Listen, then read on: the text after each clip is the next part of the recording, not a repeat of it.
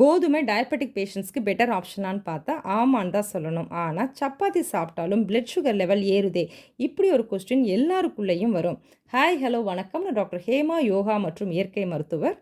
Whole wheat, அதாவது அதனுடைய தவிரோடு இருக்கிற கோதுமையினுடைய கிளைசமிக் இண்டெக்ஸ் 50லேருந்து 55, அதாவது மாடரேட்டாக இருக்கும். அதுவே ரீஃபைன் பண்ணி ப்ராசஸ் பண்ணி வர கோதுமையினுடைய கிளைசமிக் இண்டெக்ஸ் 70லேருந்து 80. அதனால தான் பிளட் சுகர் லெவல் அதிகமாகுது. முழு கோதுமையை வாங்கி அரைச்சி யூஸ் பண்ணுங்க. அதனால் அதனுடைய நார்ச்சத்து, வைட்டமின், மினரல்ஸ் நமக்கு முழுசாக கிடைக்கும். இன்னும் இந்த ஹோல் வீட் கோதுமையில் பண்ண சப்பாத்தியினுடைய கிளைசமிக் இண்டெக்ஸ் குறைக்கணுமா? ஈஸியான ஒரு ட்ரிக் சொல்கிறேன், நோட் பண்ணிக்கோங்க. இதை கண்டிப்பாக மிஸ் பண்ணாமல் ட்ரை பண்ணி பாருங்கள். இதை நாங்கள் எங்கள் பேஷண்ட்ஸ்க்கும் அட்வைஸ் பண்ணுறோம். நல்ல ரிசல்ட்ஸ் கிடைக்குது.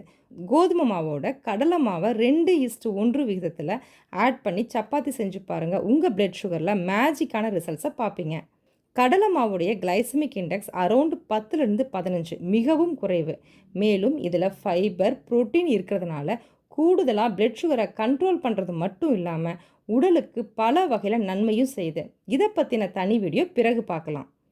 இந்த சப்பாத்தி மாவு ப்ரிப்பேர் பண்ணும் பொழுது ட்ரை பண்ண புதினா, வெந்தயக்கீரை அல்லது முருங்கைக்கீரையை ட்ரை பண்ணி ஆட் பண்ணும் பொழுது சப்பாத்தியுடைய ஃப்ளேவர் ஆட் ஆகிறது மட்டும் இல்லாமல் ஹெல்த் பெனிஃபிட்ஸும் அதிகமாக கிடைக்கும்.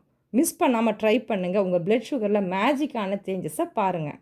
மிஸ் பண்ணாமல் ட்ரை பண்ணி பாருங்கள். கண்டிப்பாக உங்கள் பிளட் சுகர் லெவல் கம்மியாகாத பார்ப்பீங்க. உங்கள் ஆரோக்கியத்திற்கு மறந்துடாதீங்க, இயற்கை எதை உருவாக்கவில்லையோ அதை எடுத்துக்கொள்ளாதே. இந்த வீடியோ உங்களுக்கு ரொம்ப யூஸ்ஃபுல்லாக இருந்திருக்கும்னு நினைக்கிறேன். பிடிச்சிருந்ததுன்னா லைக் பண்ணுங்கள், ஷேர் பண்ணுங்கள், சப்ஸ்கிரைப் பண்ணுங்கள். நாளைக்கு ஒரு புது வீடியோவோட உங்களை வந்து மீட் பண்ணுறேன். தேங்க்யூ, பாய்.